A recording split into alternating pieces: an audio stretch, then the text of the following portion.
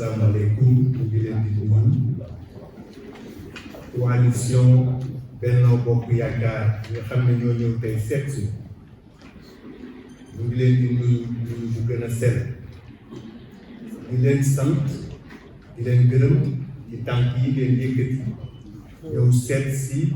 le club des investisseurs sénégalais nuyoo boobu nag maa ngi koy yëkkati teg ko seen loxo ci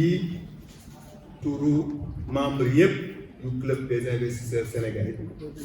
ñi fi teew ak ñi teewul te amoon yéene ñoom ñëpp pour teew ñoo ngi leen di sant donc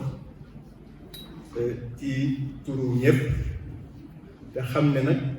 lii rek mooy Sénégal Sénégal ñëpp benn la bokk ndey bokk baay dox jàmm dox lu baax ndax suñu réew jëm ci kanam am nañu yaakaar ne lii nga xam ne mooy élection législative yu ñuy jublu yàlla suñu boroom dinañu ci yóbbu ñu ngi koy ñaan ci jàmm ak salaam ak dal ba ñu génn ci ak alhamdulillahi rabbil alamin bu boobaa itam kenn ku nekk lépp lu yàlla dogal nga am ko ca yàlla na jariñ askan bi ñun nag club des investisseurs sénégalais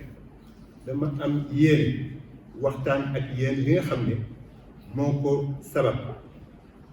li tax ñu samp ko mu gën a leer ndax dafa mel ni ba tey dese na leer ci bopp ñu bare bari ñii fi toog te doon nañ gën a bari fekkoonte ne jàppoon nañu bis bi lu gënoon a teel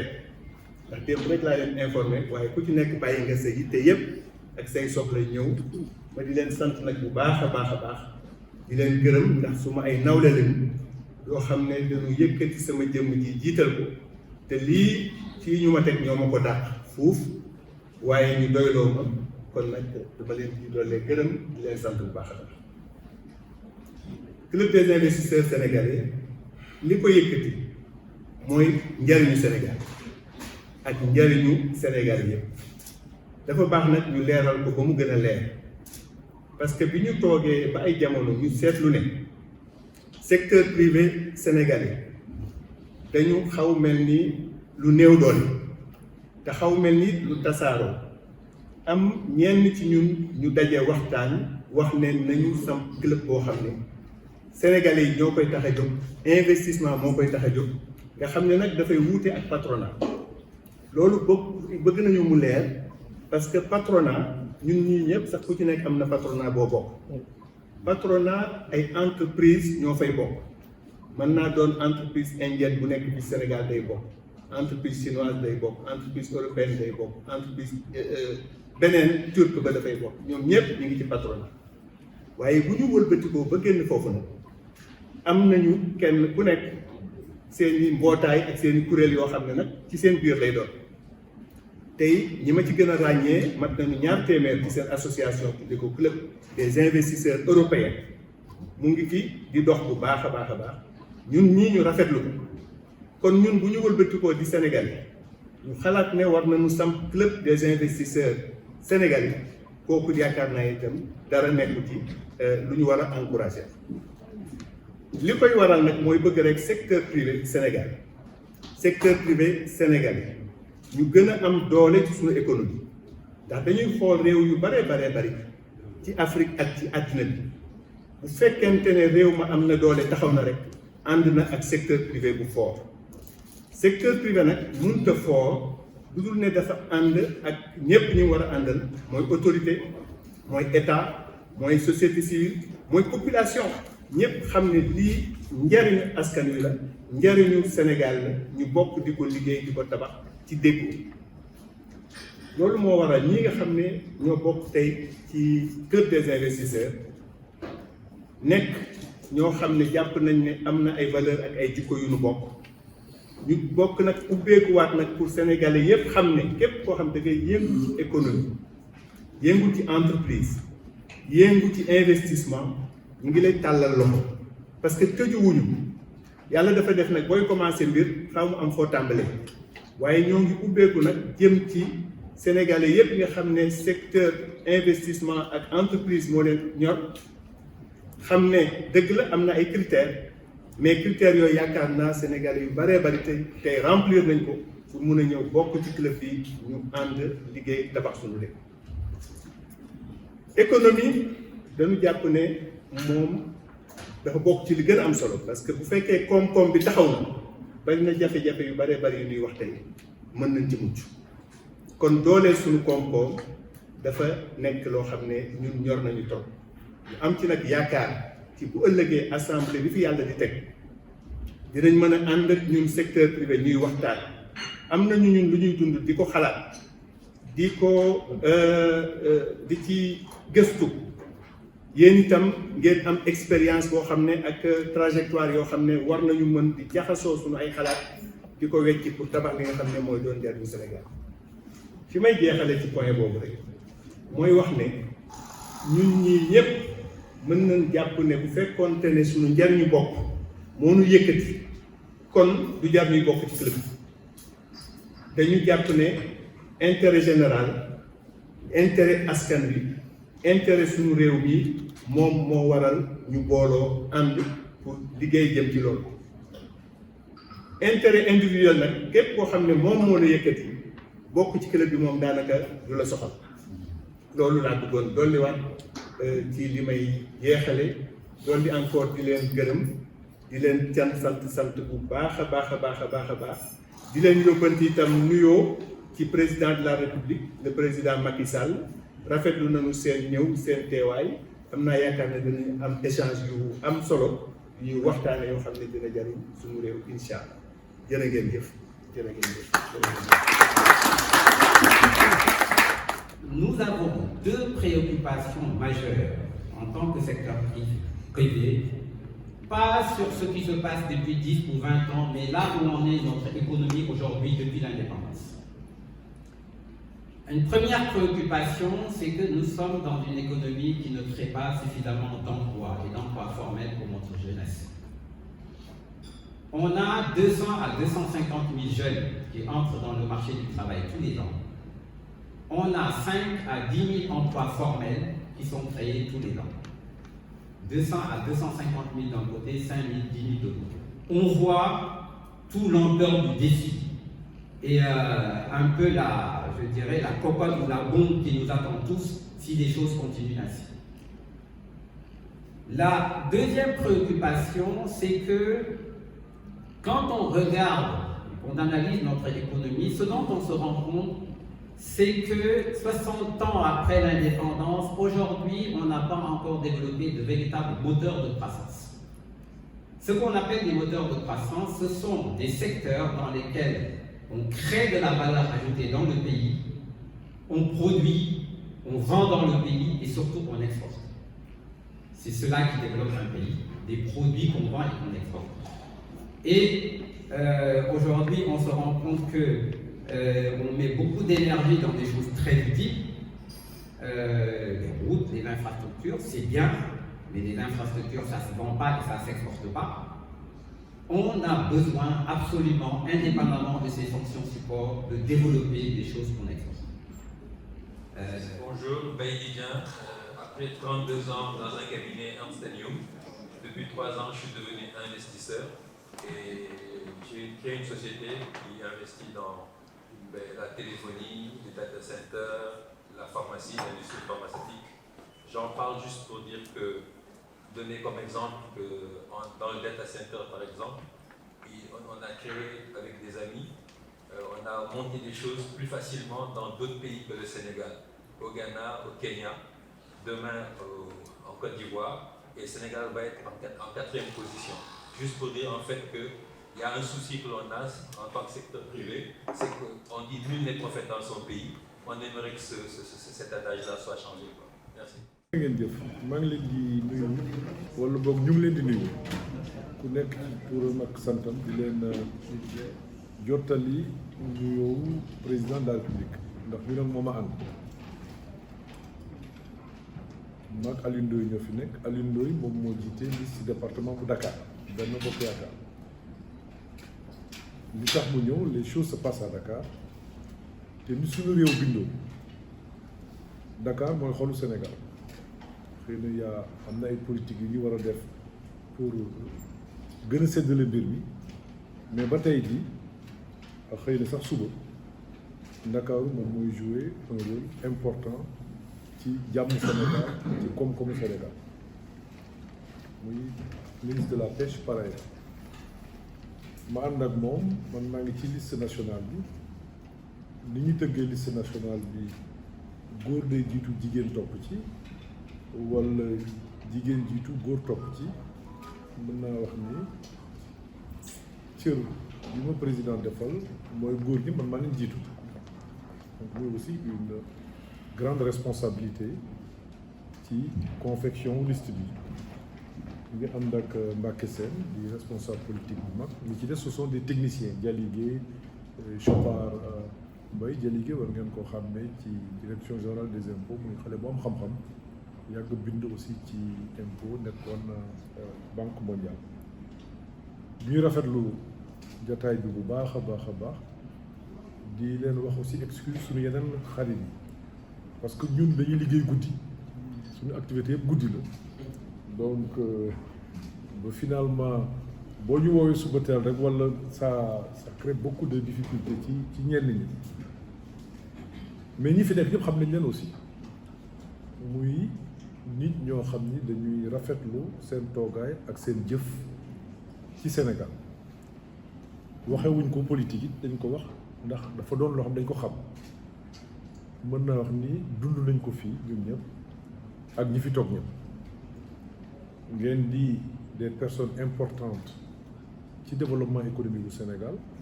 mais aussi des personnes importantes ci Sénégal ndax Sénégal ñun ni ñuy dundee ku nekk ci ñun da ngay am ñaar ba ñetti casquette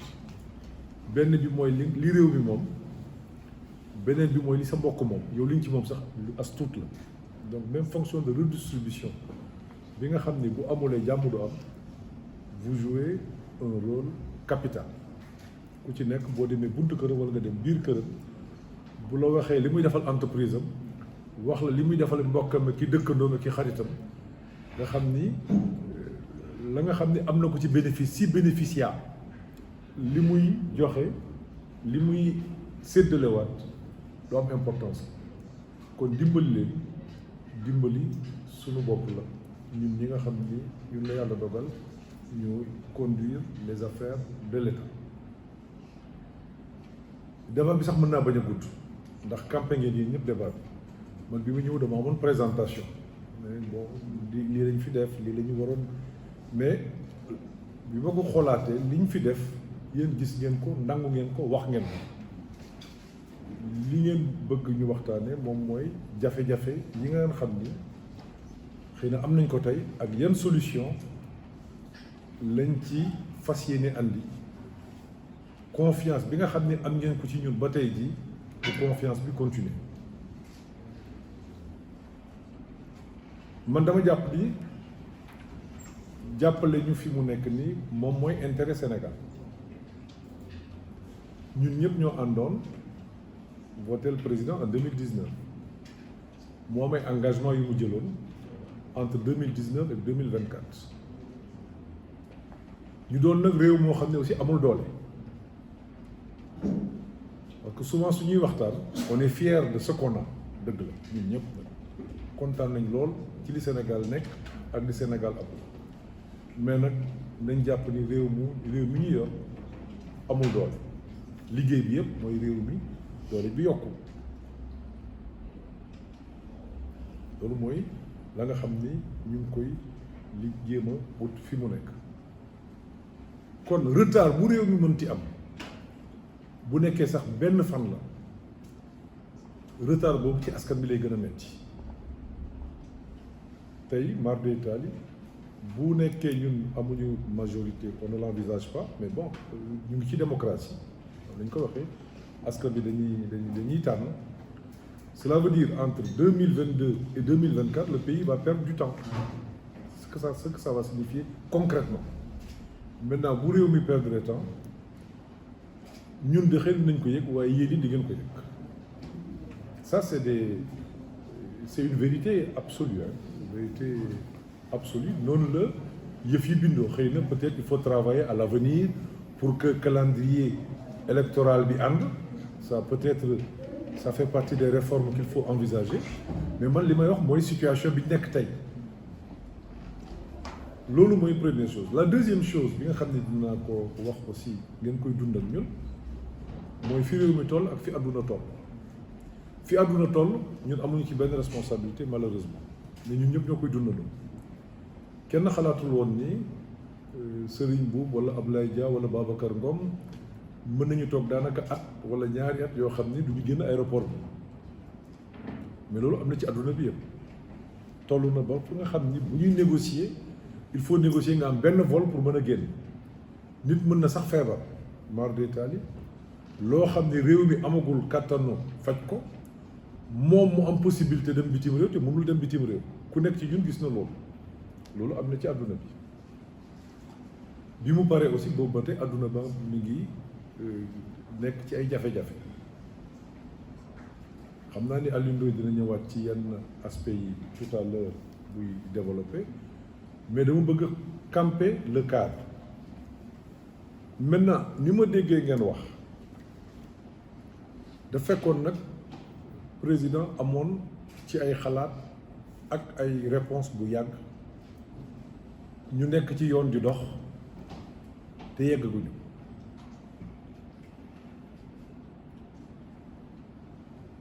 ñu bari ci yéen wala ñeen ñëpp sax bi ngeen di liggéey wala bi ngeen di ut alal wala bi ngeen koy am président nekku fi woon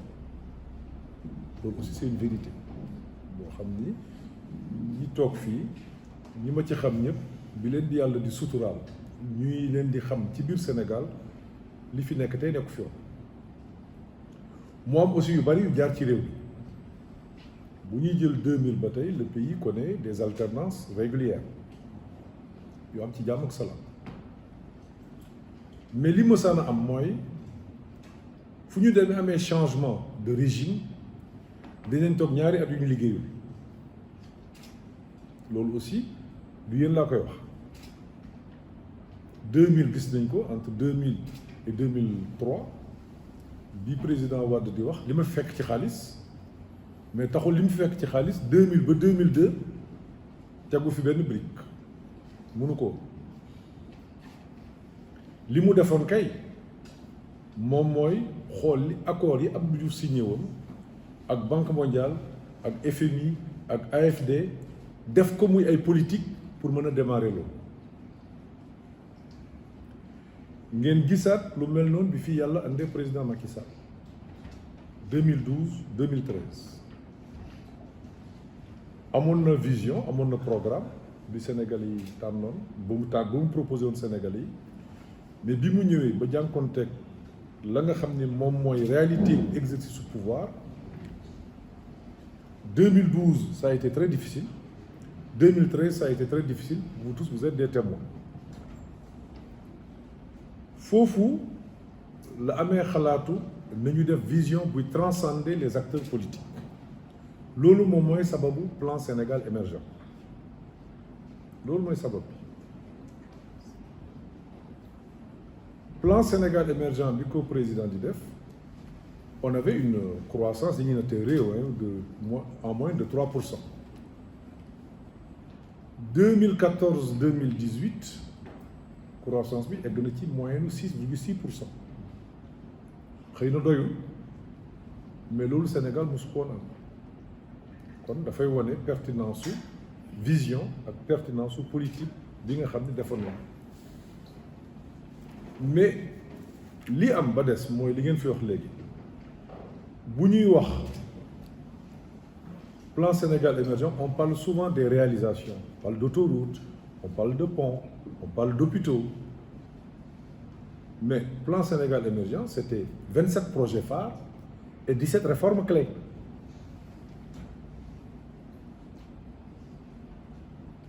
il fallait dans un premier temps parce que vous êtes des investisseurs on ne peut pas parler avec vous de manière abstraite pour nekkee ñun dañuy exercer pouvoir dafa am loo xam ne bu amul ci réew investissement mënu fa am c'est pas possible soo amul un cadre macroéconomique sain budget bu baax parce que budget du recette rek ak dépense budget gis-gis la budget boo koy wax da nga war a gérer déficit parce que bu nekkee réew mi dafay dund au-dessus de ses moyens kenn du fi ñëw yéen seen bopp du ngeen fi def dara parce que du ngeen wóolu réew mi yéen seen bopp bu amee inflation du ngeen ci bokk du ngeen kenn du investir en tout cas dans ces conditions. Donc il faut une croissance peut-être saine, mais il faut un déficit maîtrisé, un endettement qu'il faut bien gérer. Maintenant, li ciy topp mooy jàmm ak gouvernance, institution, paix et sécurité. Bi président andee plan Sénégal émergent ñetti tànk la ñett transformation structurelle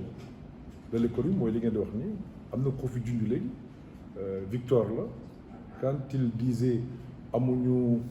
suñu économie am na lu ci nekk il avait raison a raison jusqu'à présent mais bi président Macky Sall di ñëw ba tey jii réew mi ñaari moteur de croissance la am deux télécommunication ak les services financiers li ci des yëpp dañ doon gunge rek président Macky Sall ñëw ne nañu def fexe ba am 6 moteurs de croissance cela veut dire quoi cela veut dire que li fi nekk yëpp mënuñu ko doxal en même temps il faut que ñu def des choix ci la ñu dugal des secteurs comme le tourisme dugal agriculture dugal les mines mooy secteurs yi nga xam ni jàpp nañ ni am nañ ci ay avantages comparatifs booleeg yi nga xam ne amoon nañ bi ne le développement du capital humain lu ñu mënti def bu ñu amuñu ñu am xam-xam wala ñi nga xam ne wéruñu dara du dox. Troisièmement, gouvernance, paix et sécurité réew mi bu tegul ci yoon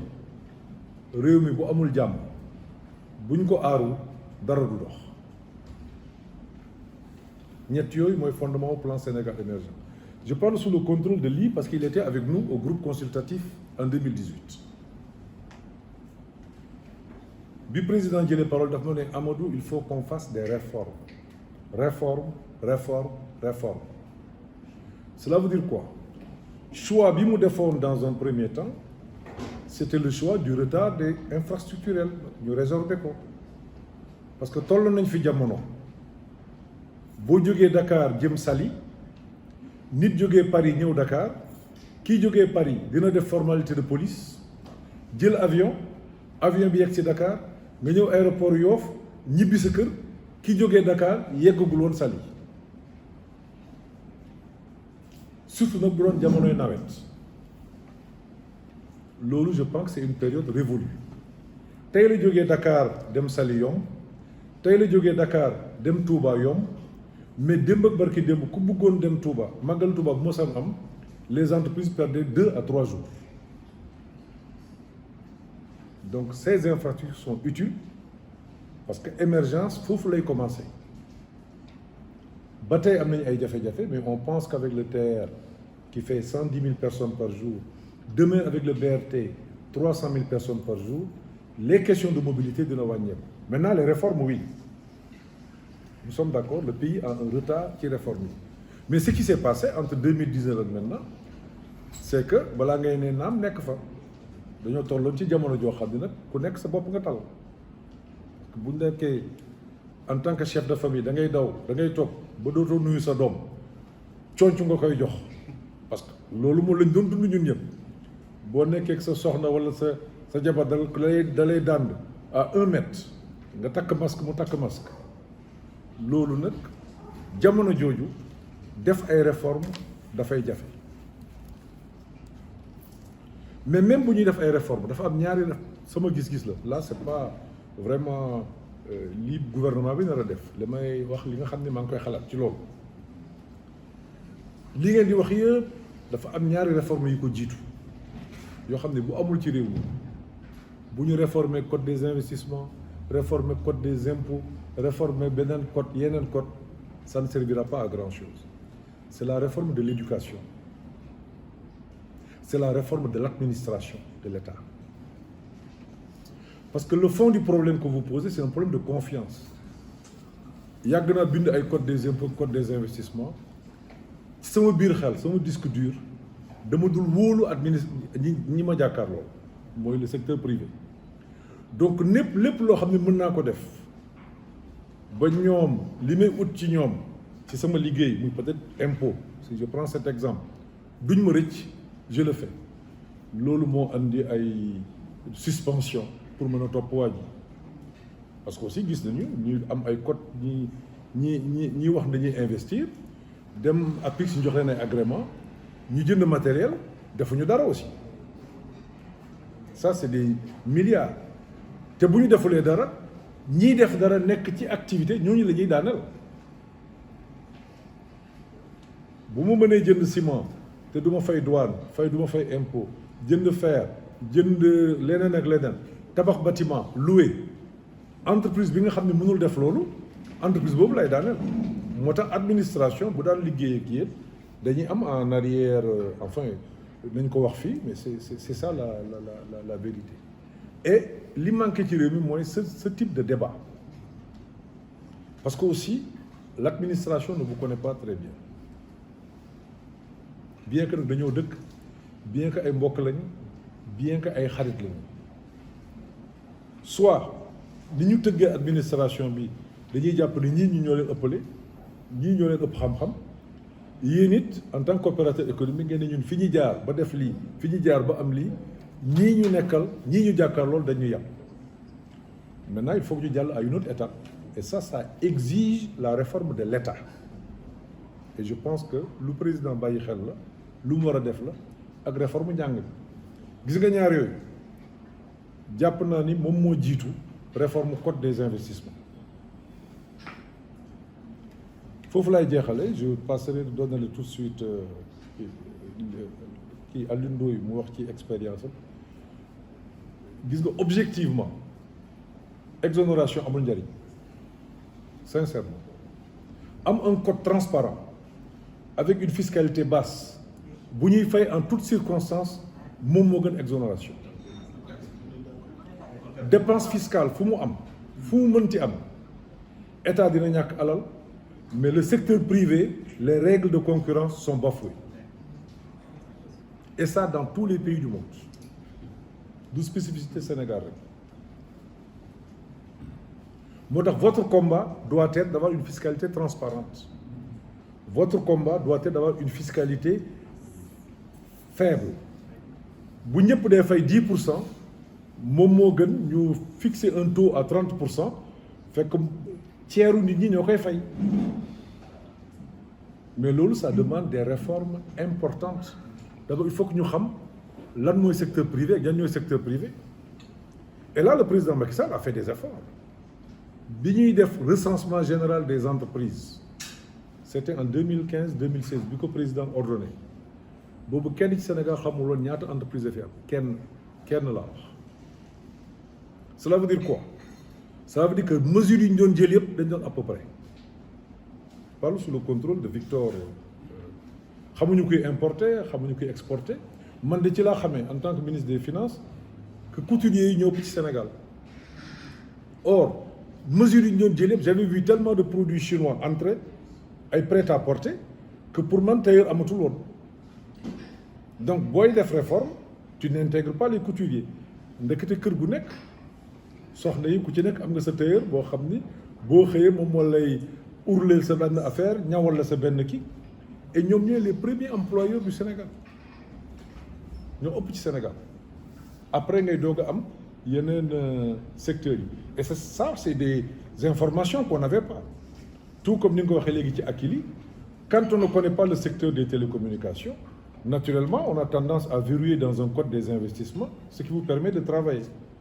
d'où la nécessité d'entretenir ce dialogue et c'est ce dialogue que nous vous offrons ce dialogue moom la ñu war a am dans un pays de paix et de sécurité il faut que moi j'ai la liberté d'aller chez Babacar Ngom que Babacar Ngom am liberté dem kër Alioune Ndoye que Alioune Ndoye am liberté dem ci Fallou Ndiaye wala Aziz Ngom wala keneen ti du ci dara kooku nag ñun ñoo ëpp gën a soxla jàmm am ci réew mi ku am càq doo xeex ko amul càq pour parler wolof. Mais ñun ñoo yor nguur gi donc aujourd'hui il faut mobiliser les forces de police pendant 48 heures ñu nekk en alerte. Ce sont vos impôts qui vont payer. Hein. Ce sont vos impôts qui vont équiper, ce sont vos impôts qui vont payer les heures supplémentaires. Bu ñàkkoon it xëy na dina am ay policiers fay leen mais ces frais additionnels duñ ko def loolu mooy kàddu yi ma bëggoon a ubbee en introduction. Après on va revenir maintenant de manière sectorielle sur les mesures yi nga xam ni gouvernement bi am na mi ngi koy def peut-être am na ci yoo xam ni avancé gul suffisamment ak mesures yi nga xam ni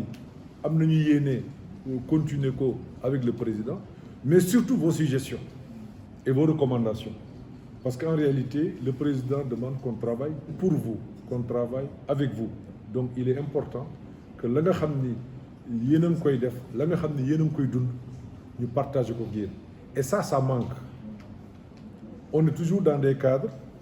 yoo xam ni on n'entre pas dans le détail pour savoir li am dans le secteur de l'aviculture boo ko xamulee da ngay def lire rek li xew Maroc nga ne bon naa yemale fii Sénégal wala nga lire li xew beneen réew nga ne naa yemale fii Sénégal fekk Sénégal c'est d'autres réalités yoo xamante ni boo duggul en profondeur doo ko xam loolu mooy li ma bëggoon wax en guise d'introduction. Je vous remercie et je laisse à Aliko le soin d'intervenir. Je suis doublement heureux parce qu'en fait man fee laa waroon toog. Le fii lañ lay téye yow. Ma projection naturelle aurait dû être ça. Et aujourd'hui entendre le ministre de l'économie et des finances tenir certains propos, ça me rassure. Parce qu'il y a des batailles que nous avons eu à mener du fait de nos carrières. Pour avoir été directeur financier pendant, pour ne pas compter les années, depuis 1994. Et nous, on parlait de directeur administratif financier parce que j'avais en charge tout ce qui était la gestion des marchés, donc les appels d'offres, parce qu'on vivait que de ça, purement concurrentiel. Également toute l'organisation, donc le système informatique, etc. C'est une benn yóbbante rek ci suñu mbokk mi activé da nga ne da nga c'est ça on dit lequel est le bon celui-là ah d'accord donc je me trompe le micro donc je disais que il vient de nous dire qu'il a une expérience qui a démarré en politique. Vous venez de mettre le doigt dans le cambouis. Vous risquez d'aller, comme moi, vous éloigner progressivement de cette activité économique. Pour dire qu'en gros, Monsieur le ministre, je ne veux pas faire l'avocat de nos amis parce que, mais exactement c'est ça qu'il faut. Il faut qu'on arrive, et moi c'est la proposition. Une entité aussi importante que le CIS doit être quasiment un shadow cabinet pour tout gouvernement qui est là. Tout gouvernement. Que ce soit celui du président Macky Sall qui continue, et ce que nous souhaitons, parce qu'il en a cette ouverture, ou qu'il s'agisse de notre gouvernement. Et tout ce qui se dit là est des discussions quasi quotidiennes que nous avons. Parce qu'effectivement, il y a beaucoup de choses à réformer. Le président ne cesse de dire, par exemple, dans le secteur de la santé, parce que un de nos amis investit dans la pharmacie. Il dit, je suis disposé à faire tous les investissements, mais il faut que le secteur soit réformé. Donc ça, c'est un besoin qui est là, qui est vécu. Maintenant, mon ami et frère Béli, que je critiquais beaucoup, parce que j'étais dans l'entreprise, j'étais dans la consultance, et je disais régulièrement, je dis c'est bien, vous venez régulièrement nous dire il y a qu'à, mais dites-nous comment aussi. Ça c'est comme Victor. Comment outiller justement ces belles idées. Et souvent là, il y a un pas à faire. Le code des investissements, personnellement, je pense que la législature à venir, il faut qu'elle travaille avec le secteur privé pour voir comment justement outiller cette notion de préférence nationale. on ne peut pas être dans, je dirais, une économie fermée, parce qu'on a besoin des investissements étrangers. Mais voir comment encadrer de façon légale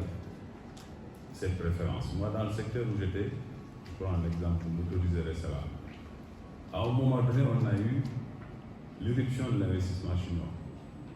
c'est-à-dire une concurrence chinoise qui était là et qui nous avait on était surpris. Parce qu'en moyenne, quand on répondait à un appel d'offres, régulièrement, quand ça me revenait, on pouvait parfois être plus cher de 3 milliards, 4 milliards. On se disait non, c'est pas possible par rapport à nos coûts ici. Et il fallait aller analyser ça, parce qu'il s'agissait de notre survie quelque part. Parce qu'autant on est au Sénégal, nous sommes dans la sous-région, donc on les rencontre partout. Je vous raconte cette anecdote. Par exemple, dans nos coûts, on est allé jusqu'à analyser le matériel.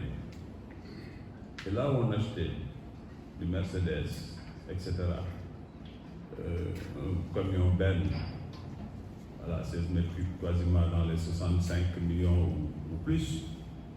on s'est rendu compte que ces camions, on les avait rendus Dakar à 33 millions s'ils étaient chinois. Ben, forcément, tout de suite, on a fait ce saut-là en disant, déjà, il y a un élément ici à régler. Mais au bout deux marchés, on s'est rendu compte que dans la durée, nous perdions en investissement, que ce n'était pas forcément la solution. On regarde en tant qu'entreprise tout de suite le réflexe de la masse salariale. Ce n'est pas la solution. C'est vrai qu'une entreprise chinoise, ils peuvent prendre une planche à bois, mettre des pieds de fortune en bois et en faire un bureau.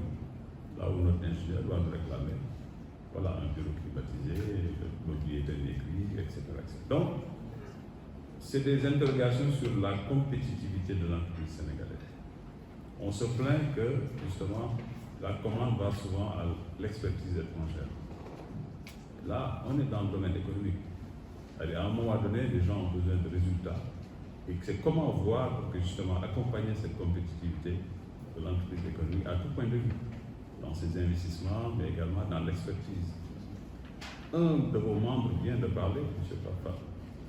qui construit un immeuble et qui préfère faire confiance à une entreprise étrangère. Là, c'est un investisseur, c'est lui, un investisseur sénégalais. Ce n'est plus l'État. Et qui, avec ce même raisonnement, vous avez préféré choisir une entreprise étrangère parce que vous estimez qu'elle va vous assurer la qualité, c'est indispensable, elle vous assure le coût et vous assure surtout les délais. Donc là, il y a ce qui nous pose problème parfois dans le choix de cette commande publique-là. Donc je disais, il nous faut ensemble réfléchir et proposer comment encadrer, je dirais, cette préférence nationale. Nous l'avons vécu sur beaucoup de choses, mais également la compétitivité. Pourquoi toujours devons-nous, par exemple, un marché, le cautionner au Sénégal à hauteur de 40%? Je ne pense pas que dans les autres pays, on est à ce niveau-là. Si vous avez un marché de 20 milliards, vous cautionnez à 40%, vous voyez ce que c'est. Et quand ces coûts de caution ici au Sénégal peuvent aller jusqu'à 2 chiffres, ça pose problème. Donc il y a énormément de questions. Aujourd'hui, entre l'expertise qui est là, c'est des vécus, l'État qui a cette couverture, le pouvoir qui est là, qui a cette ouverture, comment faire en sorte que ce débat soit permanent? Je pense que c'est d'abord ça la condition première, et comment régler les questions essentielles pour permettre le développement du secteur privé national. Si vous investissez par exemple dans nos secteurs, mon grand frère Aziz dit qu'il est dans la farine de poisson, c'est quelque chose que nous avons gelé, vous comprenez pourquoi. Vous voyez déjà, il y a en tout cas un choc qui est là entre des intérêts privés, purement nationaux, on dira que ce sont des étrangers, et des intérêts de développement et de préservation du secteur de la ressource notamment. Et si on investit aujourd'hui, vous prenez au niveau de Ndaya 837 millions de dollars, l'équation première c'est avons-nous le secteur privé capable de porter tout de suite sur un projet comme ça 837 millions de dollars pour une première phase avec une deuxième phase de 290 millions de dollars. Mais si nous ne l'avons pas, devons-nous laisser aussi que cet investissement soit 100% étranger? Voilà une autre équation. Voilà pourquoi le président aujourd'hui, il a tout fait pour que cet investissement, minimum 40%, soit détenu par des intérêts nationaux. Aujourd'hui, c'est l'État du Sénégal. Mais l'État du Sénégal, en préservant une ouverture de cet investissement au privé,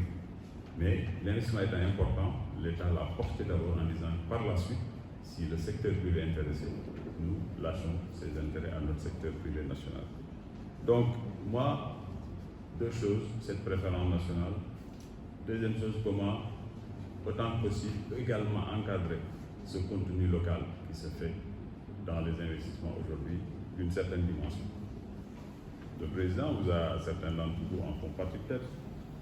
il a insisté à un moment donné pour que vous mettiez ensemble ce que notre ami disait. Parce qu'ensemble, on est plus fort. Mais sur les plateformes aujourd'hui logistiques, voilà un bel exemple de l'entrepreneuriat sénégalais, du patronat sénégalais, où les gens se sont mis ensemble et finalement ont imposé leurs solutions. Au lieu que chacun aille chercher son partenaire technique étranger et se mettre en concurrence. Ça, c'est un exemple, c'est des éléments que le président aujourd'hui essaie autant que possible en tout cas de favoriser. D'abord, je me présente, je m'appelle Abdoulaye Ly. J'ai eu vraiment le plaisir de travailler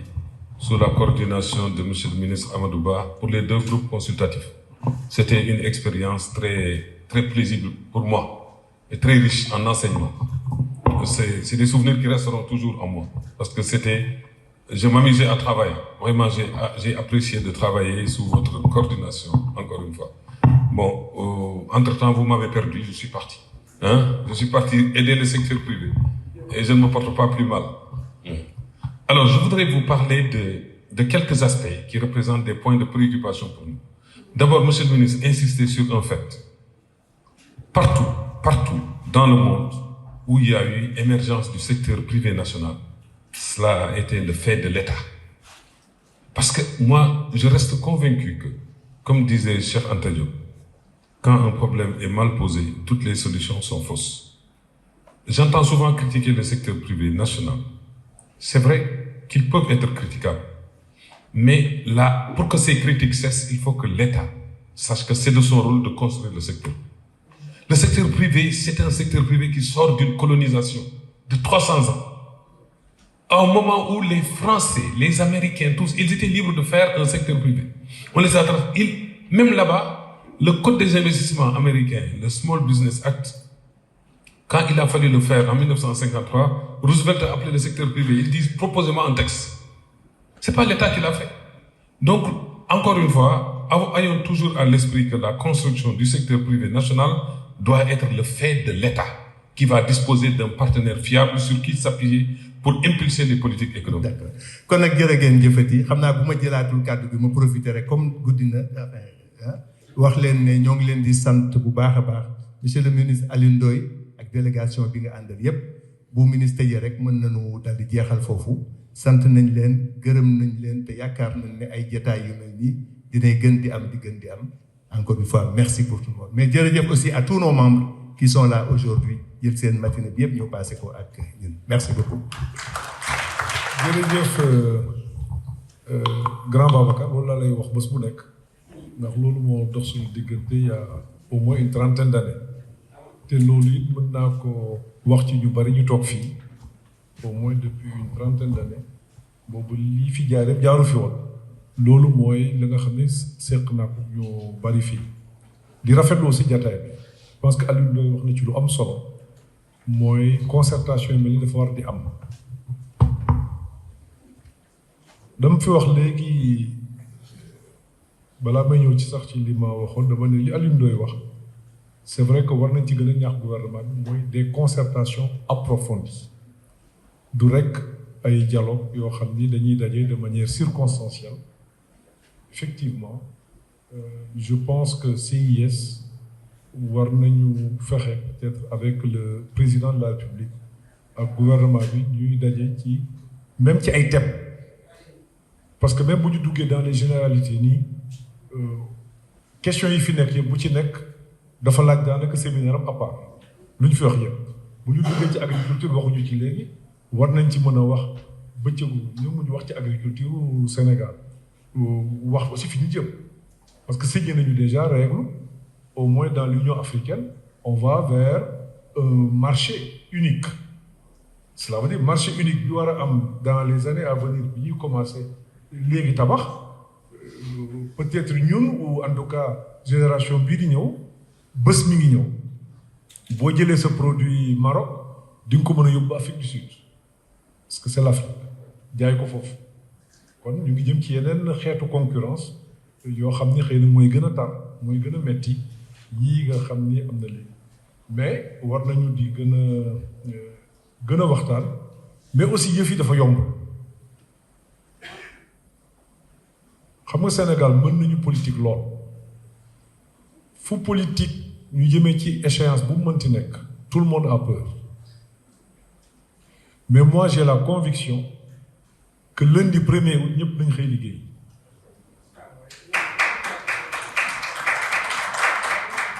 gis nga Sénégal noonu lay dundee te nag dama ko wékk aussi ci observation histoire du Sénégal amul benn période bu gënoon metti 99-2000 parce que kenn xamul woon lu alternance di jur kenn xamu ko ñi ko yaakaaroon sax bariwul woon mais quand le peuple sénégalais a choisi lundi matin le président Abdou Diouf a appelé le président Abdoulaye Wade fa la jëf yi jeex diggante boobu ak léegi amu fi benn élection bu fi am boo xam ne le lendemain nit ñi xëy ñu liggéey loolu moo taxoon avec le président Macky Sall bi ñu tollee ci 2018 ñu organiser groupe consultatif au mois de décembre pour que le pays ne perde pas de temps sur le plan économique pour que bu ñu defee élection ku mënti gagné man Macky Sall laa bëggoon mu gagné maa doon ministre am ànd ak moom pour que dès le lendemain ñu mën a liggéey fii aussi am nañu yaakaar ni noonu lay demee quand bien même débat bi yenn saa yi dina déborder Sénégal moo bindoo noonu c'est vrai que am na ay débat yu bees yu dugg yoo xam ni amu fi woon dans le passé mais incha allah rassurez-vous Sénégal réew mu dal la mais aussi on a un État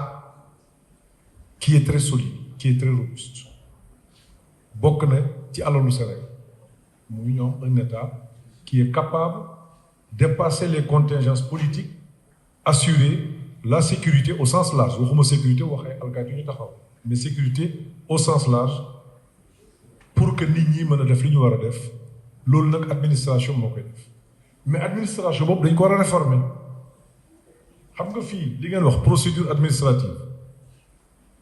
bu ñu changé woon procédure yëpp man gëm naa ni dina des yàlla nag daf ma nattoo man xawma leneen lu administration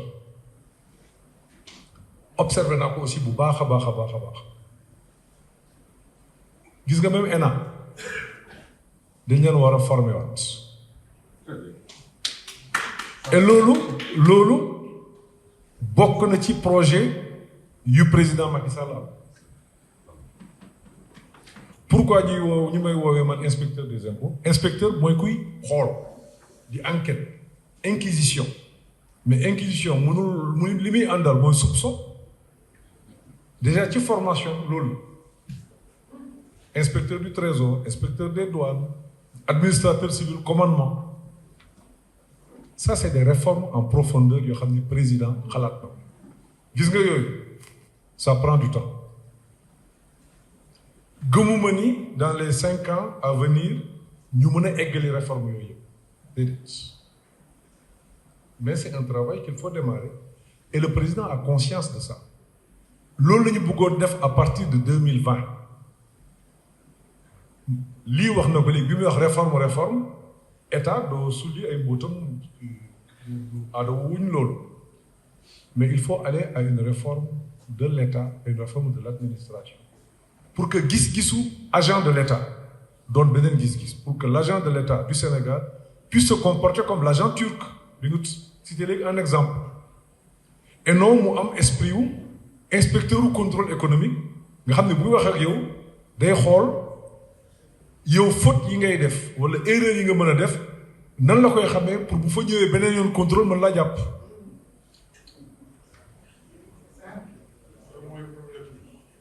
donc problème bi du fii je veux vous dire que le président est conscient de ça il l'a même lancé mais nag processus la boo xam ni dafay yàgg moo tax Sénégal ñun ñëpp dañoo war a ànd doon benn liggéey ci koom-koomu réew mi mën nañu politique lool la fi ko fi di dégg rek il est très fort politiquement mais koom-koom la ñu mënul def. Deuxièmement dafa am loo xam ne aussi sunu réew dafa tolloog loolu foog aussi bu ñuy waxtaan ñu waxante ko gis nga yenn réew yi boo demee ay Amérique ak yooyu mën nga faa judd jàng fa am fa ay milliards te doo soxla gouvernement yéen ñi ñëpp li ngeen di wax sànq ba tey mooy awma ci commande publique ça signifie que l'État reste le principal moteur. Loolu, ça signifie que nous sommes encore un pays pauvre, nous sommes encore un pays sous-développé. Esprit boobu ñu am dans l'État en tant qu'administration di jàpp ni dañoo war a dominer parce que nous détenons peut-être vos ressources. Américain bi fonctionné wul noonu américain bi lien bi mu am ak alalu réew mi ñun amuñu lien boobu ak alalu réew mi. Quand tu es ministre des Finances, tu penses que tu es tout puissant, tu peux faire, défaire, mais ci doole jàmbur ci doo alalu réew mi. Le ministre des Finances américain fonctionne wul noonu kon aussi foofu dafa yeexal réforme et là c'est là où je rejoins Victor parce que administration bu ci nekk am nga doole boo xam ni pour que nga lâcher dafay jafe mooy li ngeen fi posé accès au financement mais le problème est plus profond ñun amuñu politique monétaire amuñu xaalis 2017-2019 yàlla mën la dafa ma nekk ministre des Finances jëluma 1 franc ci marché intérieur bi alal ji ma fi andi yëpp biir bitim réew la jóge mais taxul taux d'intérêt yi wàcc c'est-à-dire que le marché était suffisamment approvisionné mais taxul bu ngeen demee ci marché yi vous prenez vos seeni bor à 7% 8%. Donc l'effet d'éviction bi ngeen fi wax sànq c'est pas un effet mécanique c'est pas parce que état bi ñëwul Côte d'Ivoire ñëwul que xaalis bi day yomb il y a des problèmes de fond qu'il nous faut régler. Accès au foncier oui c'est vrai li fi Senghor defoon ba tey des de soppeeku mooy loi sur le domaine national loi sur le domaine privé de l'État parce que diggante boobu ak léegi acteurs yi ci dugg benn acteur bëggul lâcher moo tax le président a opté pour une solution de maintien parce que réew yi yàqu yëpp foncier moo leen yàq suuf ak ndox bari na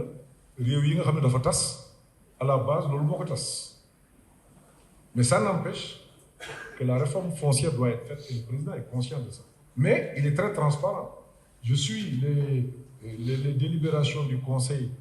quand bien même nekkuma fa je vois la signature en conseil des ministres de décret yi attribué du foncier mais musuloon am mais cela n'empêche qu'il faut aller en profondeur pour que les procédures soient simplifiées pour que les administrations ya fa nekk jàpp ni muy domaine muy cadastre muy urbanisme et autres j'en parle avec beaucoup de légitimité ci biir ci administration yi laa bokk bu ma leen xasee sama bopp laa xas jàpp ni yëf yi dañ leen ko dénk waaye du lu ñu moom parce que on a ce problème là avec les agents de l'État et loolu moo tax jataay yu mel ni baax parce que ça va en profondeur parce que secteur bu nekk fii wax nga fi loo xamante ni lu am solo mais ce qui est important ci tableau bi l'hiver dafa war a doon vert foncé li jaune muy zone de risque dafa war a jàll au vert clair li rouge dafa war a jaune dans un horizon temporel assez court et c'est ça les propositions yi nga xam ni sunu coalition Benno am na ko mais loolu nag ak yéen lañ koy defal je parle pas des problèmes sectoriels qui ont été posés oui on ne va pas créer d'emplois si on ne crée pas d'entreprise on ne va pas créer d'emplois si on n'exporte pas parce que même si nos entreprises ci ñun fii rek la ñu waroon yem avec un marché de 12 millions d'habitants en fait de 16 millions ou 17 millions d'habitants dont les consommateurs peut-être il faut diviser par 2 en tout cas à l'heure actuelle c'est pas avec ça que dañuy am un développement enfin dañuy mën a pousser vers l'émergence du pays dans un délai court mais lii ce qu'il faut c'est l'unité. Ce qu'il faut, c'est la cohésion. État bi war na leen dimbali ngay am alal loolu maa ko wax léegi mais il faut que ça soit dans un processus transparent warul doon yaa ma neex parce que diw sama mag la am naa position ma jël alal dimbali ko mu am ko maag moom ñu ki non loolu bu ñu ko defee aussi réew mi du ñu ko baal li réew mi di nangu li état war a def mooy avoir un cadre transparent avec une administration qui accompagne maintenant le jeu de la concurrence joué à l'intérieur, notamment du secteur privé. C'est ça la bonne règle. C'est certainement l'idéal. xëy na amagul ci benn réew mais loolu moo war a nekk sunu ambition pour éviter effectivement que li am Nigéria am fa ci benn période année yi ca topp amatu fa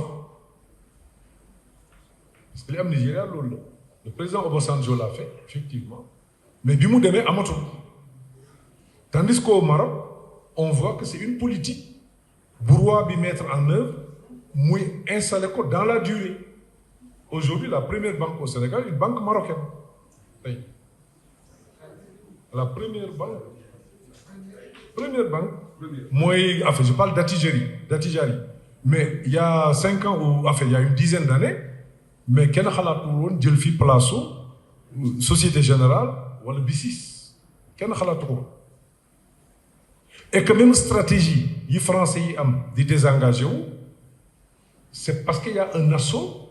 venant des pays comme le Maroc yu commencé di leen jëlal des parts de marché ci suñuy biir marché donc il faut que aussi ñu am une stratégie pour aider effectivement nos acteurs locaux mais avec la présence de l'État je pense que BICIS am na ay xalaat yi nga xam ne am na yoo xam ne gouvernement bi dina ko fësal bu jotee waxtaan ak yi mu ngi koy restructurer oui parce qu'on avait état bi am na ñu ngi nekkoon BNDE nekk BHS Caisse nationale de crédit agricole ak BICIS maintenant plus CDC bi ñu am à côté ak DER qui a un peu une fonction financière ak FONGIP mais là ça mérite d'être structuré et effectivement am na études yoo xam ne def nañ ko pare na gouvernement bi dina ko approuver pour mën a xool loolu nan la ñuy mën a fexe ba état mën a doon un levier puissant par exemple on peut être dans une situation où l'état pouvait reprendre la BICIS et donner la BICIS à son secteur privé national l'état peut commencer à se désengager de la BNDE avec parce que BNDE ci mobile boobu lañ ko créé en 2012 bi ñu koy créé am na ci yéen ñu nekk fii ñoo xam ni ñu ngi ci capitalu BNDE crédit agricole noonu mais jusqu'à présent amaguñu un secteur financier puissant bu mën a faj soxla état parce que état day amee besoin mais aussi mën a faj soxla secteur privé parce que pour nga mën a faj soxla secteur privé il faut que ce soit bien coté am doole mën a jël alal à un taux faible kooku du ñu nekk bourse laa koy jàngal loolu bu amulee même état bu amulee loolu bu dee lépp day lépp à un prix exorbitant boo xam ne du ko mën a joxe woon yéen aussi bu ngeen amulee loolu état bi du mën a dem du mën a du leen mën a garantir am na ko ko fi wax léegi accompagnement wu état mais accompagnement wu état du joxe des lettres de garantie et des lettres de confort kooku endettement wu état bi du ko attan xam nga bu may wax loo xam ne am na lu ma ci xam tuuti bugguma mu ànd ak démagogie li gën moom mooy ñu jàppante nekk benn continuer tabaxu Sénégal li gën maintenant ñu war a xam ni day am ay conflit entre li ñu soxla léegi ak li ñu war a def foofu la réew mi toll am li ñuy soxla léegi kooku mënul xaar dañ koy def besoin de sécurité besoin d'infrastructure parce que bu nekkee boo feebaree boo demee hôpital kenn du la accueillir li fi amoon temps yële passé c'est parce qu'on a un retard en matière d'infrastructure mais est-ce que am nañu docteurs yu ko mën a yor est-ce que docteurs yi ko mën a yor former nañ leen ba nga xam ni dinañ am vision wu nekk au service des populations et non médecin boo xam ne da ngay ñëw j'ai ma blouse blanche je décide kii boo ñëwee mën naa la faj kii boo ñëwee du ma la faj mais loolu amul ci yeneen réew yi mais ça il faut ñu tàggat administration yi quand bu may nee administration waxuma rek ñu nekk impôt wala ñu nekk douane wala ñu nekk trésor même les médecins infirmiers sages-femmes mais ñëpp la dëkk bi Sénégal ñëpp la ñu war a former pour que nit ñi mën a nekk au service des concitoyens bi ñu ko njëkkee wax impôt en 2007 dañ ma ne da nga dof bi ñuy defar plan ne léegi impôt on va être au service des usagers mais personne n'était d'accord ba tey sotteegul mais il faut que les gens continuent de progresser di def ko maintenant dans tous les secteurs pharmacie oui Covid bi daf ñu won ni amuñu beneen pexe mais xëy na bu amul woon doon nañ jàpp ni stratégie bi du doon defar ay am peut-être des industries pharmaceutiques ici agriculture gis nañu léegi avec la Covid la guerre en Ukraine et peut-être demain une autre guerre qui sait parce que on n'avait pas pensé que bu Ukraine ak Russie laalee conséquences yi mu am tey ci adduna bi dina ko am xëy na am nañu ko xamoon mais ñun en tout cas on pensait que lu ñu sori la mais on se rend compte que bu fa amee le matin ñun à midi on est impacté et bu continuer à 14h ou 15h li ñu doon bëgg a def yëpp dootuñu ko mën def mais loolu day ànd ak jox réew dénk réew ñi nga xam ne am nañ expertise am ñi nga xam ne am nañ expérience et quand je disais tout à l'heure faites la politique mais quand je disais tout à l'heure lii mooy intérêt réew mi c'est une conviction très profonde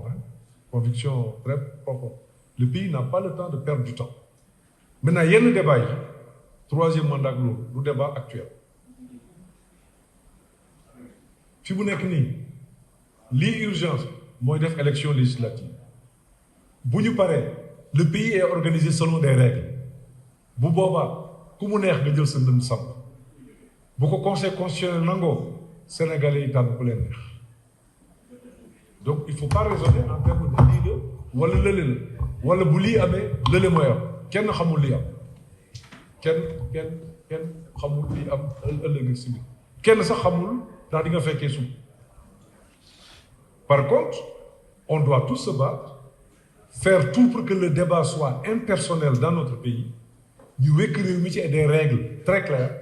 xam ni que ça doit être un état de droit ça doit être un état où le capital humain va être valorisé ça doit être un état où la transformation structurelle de l'économie doit être au cœur de nos préoccupations bu paree ñu def suñu élection mettre en œuvre nos programmes bu beneen élection ñëwaatee sénégalais yi tànn ki leen mais il faut pas qu'on crée un blocage aujourd'hui bu ñu créer blocage aujourd'hui mais yéen da ngeen di sonn aussi ça ne va pour personne esprit boobu aussi c'est un esprit à condamner on ne cherche pas une majorité pour créer un blocage on cherche une majorité pour construire moi je suis d'accord que l'opposition dise lii ngeen di def baaxul bu ñu amee majorité dans telle politique dinañ def nangam dañ def nangam dañ def nangam mais on veut une majorité pour 2024 on va empêcher à X ou Y Macky Sall ou quelqu'un d'autre je pense que loolu du programme politique à mon humble avis kooku aussi secteur privé yéen de manière impersonnelle vous devez tous nous rappeler que li war a am mooy yéen jàmm ngeen bëgg jàmm nag dañ ko teg ci réewu droit il faut que suba boo demee justice ñu àtte la nga xam ne lii la àtte mën na laa neex mën na laa naqari waaye ci dëgg la wékku loolu bu ngeen ko amee mën a déplacer wu librement bu ngeen ko amee mën a investir librement maintenant l'État a l'obligation de créer un cadre boo xam da ngeen ciy bokk vraiment j'en parle nii la ma yàlla bindee je suis très ouvert en matière de dialogue mais nag lu dul yàlla neen loolu c'est-à-dire il faut que ñu xam ni ñu ñoo ko bokk ku nekk am nga droit far foo bëgg a far ku nekk am nga droit ànd ak koo bëgg a àndal mais li ñu bokk moom lu ku mënti nekk nañ lay wax dëgg bu ñu lay waxee dëgg après on avancera ensemble Je ne dis pas que tout ce que l'État fait est parfait. Non, waxuma loolu. Non. Li ngeen fi wax fi bari dëgg la. Mais am na loo xam ne xëy na mënaguñ ko def. Mais on doit vous expliquer lu tax mënaguñ ko def. Parce que réforme yi buñ ko deful, on va faire un code des investissements. Bokkoon naa ci ñi def code des investissements ba bi ñuy wax ay dañuy suspendre parce qu'on ne nous faisait pas confiance. Ci biir laa nekkoon xam naa vraiment lañ fa doon wax bokk naa ci ñi ko def. Tey jii vous demandez une exonération. On a une exonération, on vous donne des exonérations, ça ne servira pas à grand-chose. Plan Sénégal émergent du président Macky Sall andi avec une vision d'émergence en 2035, il faut que ñu nangu jàppale ko ñu def ay réformes. Je ne personnalise pas le débat, je ne dis pas ça nañ ko jàpp non, faut que ñu nangu def ay réformes yoo xam ne moom mooy permettre secteur privé mën a am li mu bëgg. Bu boobaa nag secteur privé gisuma nag ñi fi nekk ci yéen vraiment ñu leen ëppale ci réew. Je le dis aussi en connaissance de cause xam naa bu mënuma dévoiler loo xamante ni peut-être sama liggéey may na ma jaar ci mais ñi fi nekk xam naa bu baax taxawaay bi ñu am ci Sénégal liggéey bi ñu liggéey ci Sénégal te jàpp naa ni buñ leen jàppale buñ leen dimbale bu ñu yokkee lim bi yàlla mën naa def Sénégal génn ci jafe-jafe yi mu nekk. En tout cas ci loolu lañ leen di woo ma leen di sant di leen gërëm di rafetlu bu baax jataay bi kontaan nañ ci lool li ngeen wax yëpp nag noté nañ ko dëgg la et incha allah un compte rendu sera fait au président plus des propositions parce que am na loo xam ne mën na bañ a urgent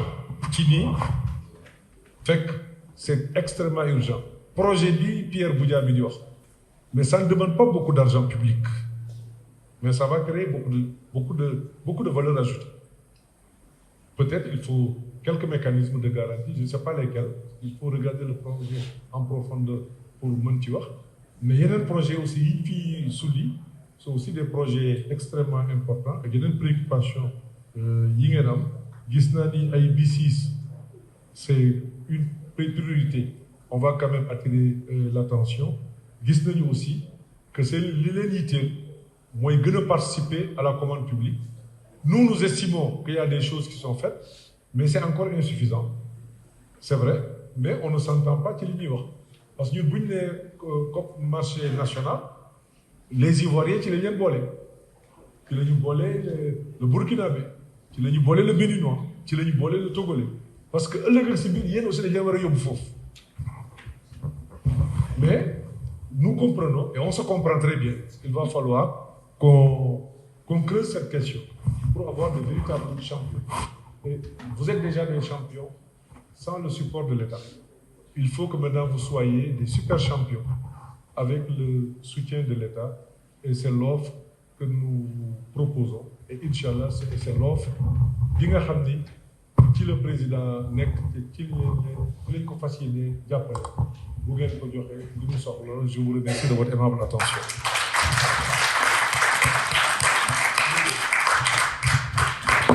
Encore merci beaucoup jërëjëf je pense que fii la ñu doon yemale sunu waxtaan kontaan nañu ci ñëpp délégation bu Benno Bokk Yaakaar ñu ngi leen di gërëm di leen sant encore une fois waxtaan bi ndaje bi am na solo jërë ngeen jëf Mamadou Seye jërëjëf